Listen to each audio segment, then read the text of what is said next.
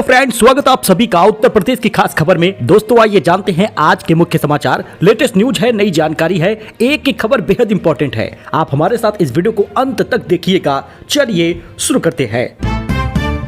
देखिए दोस्तों, सोना चांदी के दाम में लगातार बढ़ोतरी होती ही जा रही है, लेकिन क्या चांदी में निवेश करना बेहतर होगा? क्योंकि सोना जो है वो 4,114 रुपए और चांदी 6,899 रुपए महंगी हुई है। हालांकि चांदी के दाम में ये तीसरी बार ऐसा है जब बढ़ोतरी हुई है। यानी कहने का मतलब ये है कि जब भी चांदी की कीमत बढ़ती जाती है तो अचानक से डाउन भी होता है। अब 1 किलो चांदी 1,95,000 पहुंच गई है, 2 लाख के करीब है। अब ऐसे में चांदी सिर्फ 3 दिन में 16,000 रुपए महंगी हुई है। लेकिन क्या चांदी में निवेश करना सही होगा, ये आगे आपको वीडियो में बताएंगे। लेकिन आपको ये ध्यान देना है कि चांदी जो है इस साल 1 लाख रुपए महंगी हुई है।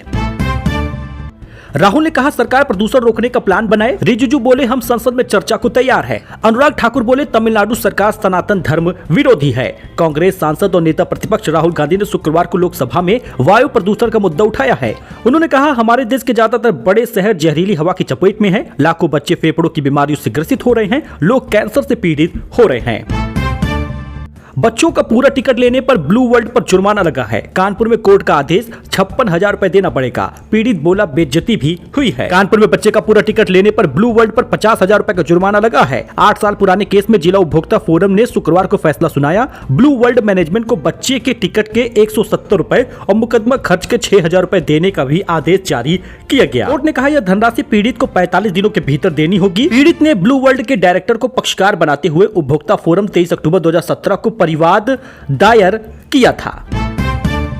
बंगाल एसआईआर वोटर लिस्ट में 58 लाख से ज्यादा नाम हटे हैं। ममता की भवानीपुर सीट में 44,000 नाम डिलीट किया गया है। साउथ 24 परगना जिले के 8 लाख नाम कटे हैं। चुनाव आयोग ने पश्चिम बंगाल में स्पेशल इंटेंसिव रिवीजन एसआईआर के पहले फेज के बाद 58 लाख से ज्यादा नाम को हटा दिया है। सबसे ज्यादा नाम कोलकाता के चौरंगी और कोलकाता पोर्ट जैसे क्षेत्रों में कटे हैं।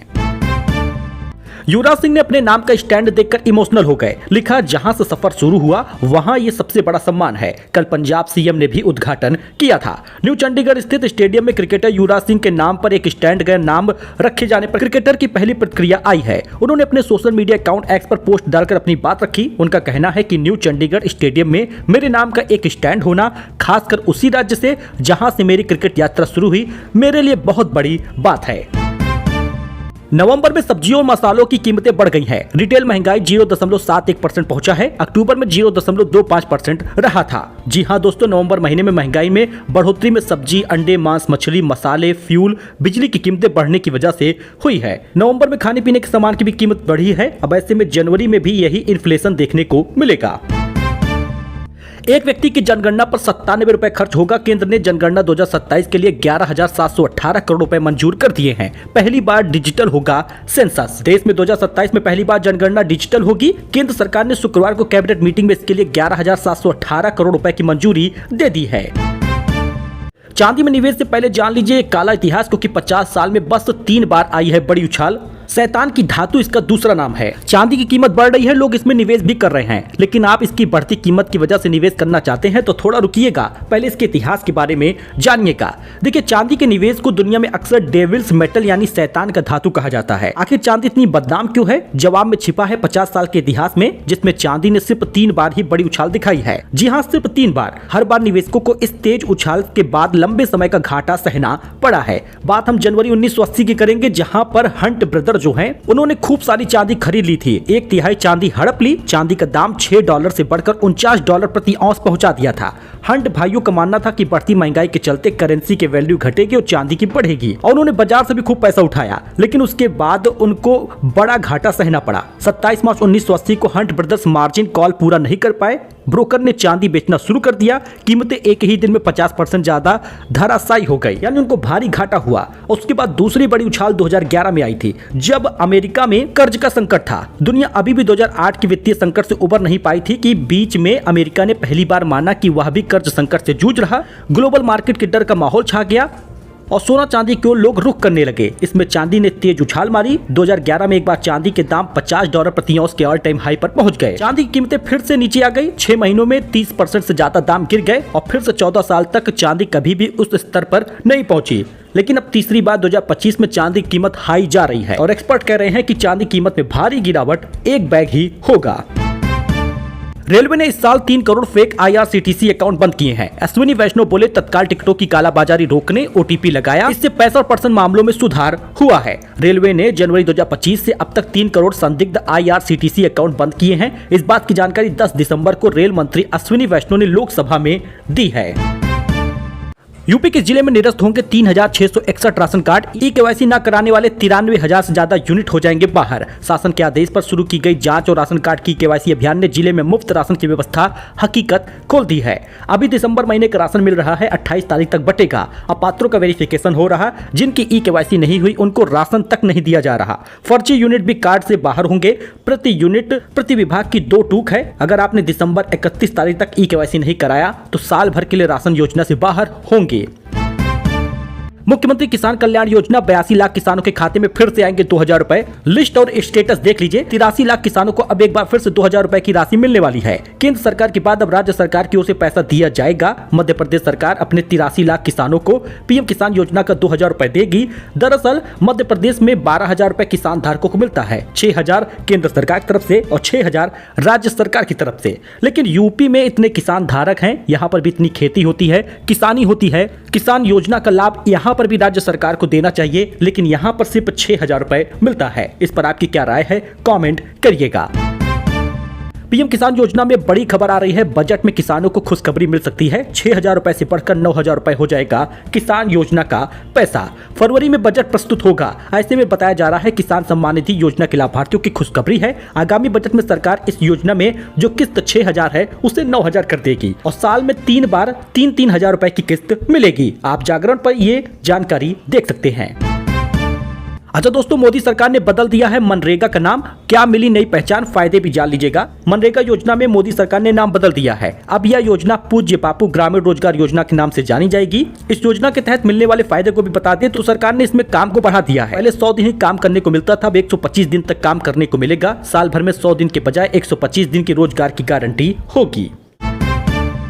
दोस्तों, वहीं पर रांची में इंडिगो फ्लाइट का पिछला हिस्सा जमीन से टकरा गया। तकनीकी खराबी के कारण हार्ड लैंडिंग कराई जा रही है।